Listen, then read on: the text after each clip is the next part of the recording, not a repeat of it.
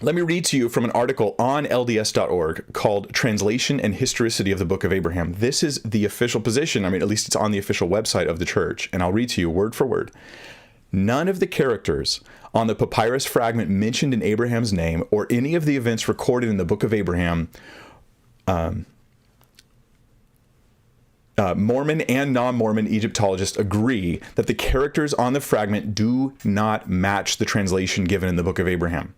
Did you hear that? Let me read it again. Mormon and non-Mormon Egyptologists agree that the characters on the fragments do not match the translations given in the Book of Abraham, though there is not unanimity even among non-Mormon scholars about the proper interpretation of the vignettes on these fragments. Now that's kind of a cop-out, because what they're really saying is, we're not entirely sure of what every little piece of these fragments means. Okay, fine.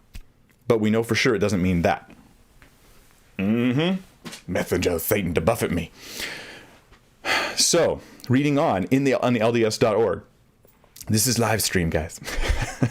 And it says, though there is not unanimity, we read that part, that scholars have identified the papyrus fragments as part of standard funerary texts that were deposited with mummified bodies. These fragments date to between the 3rd century BCE and the 1st century CE, long after Abraham lived. So, LDS.org comes out and says, yep, these things are not true.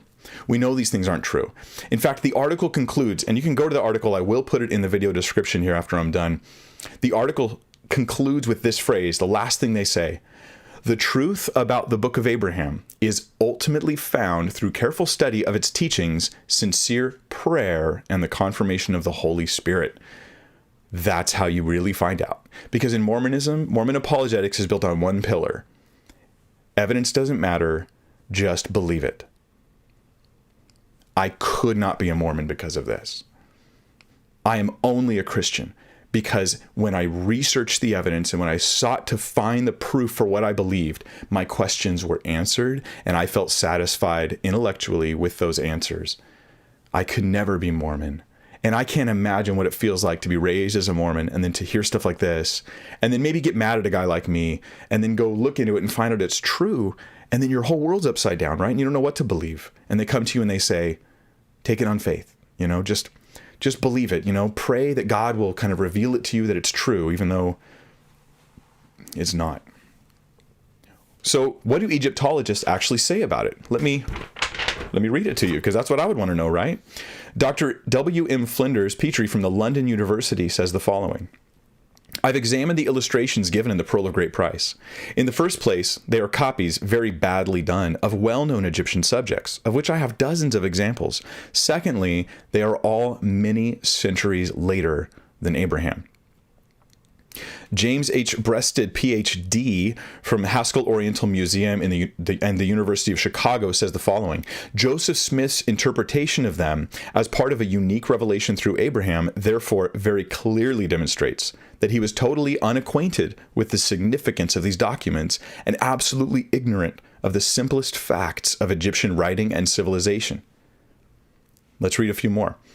Dr. Arthur C. Mace, assistant curator from the Metropolitan Museum of Art in New York, from the Department of Egyptian Art, he says the Book of Abraham, it is hardly necessary to say, is a pure fabrication. Dr. John Peters from the University of Pennsylvania says the plates contained in the Pearl of Great Price are rather comical and a very poor imitation of the Egyptian originals. Reverend Professor C.A.B. Mercer, Ph.D., he says the following.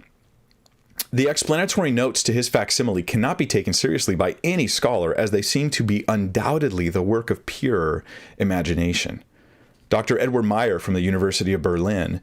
The Egyptian papyrus, which Smith declared to be the Book of Abraham and translated, it's in quotes there, translated or explained in his fantastical way, and of which 3 specimens are published in the Pearl of Great Price, are parts of the well-known Book of the Dead. Although the reproductions are very bad, one can easily recognize familiar scenes from this book. Finally, Dr. Friedrich Freiherr von Bissing, try to say that name, professor of Egyptology in the University of Munich. You going to join the live stream there? That's my cat, Moxie. She also thinks it's a forgery. He says, a careful study has convinced me that Smith probably believed seriously to have deciphered the ancient hieroglyphics, but that he utterly failed. What he calls the Book of Abraham is a funeral Egyptian text, probably not older than the Greek ages. So there's what some of the actual Egyptologist professors say.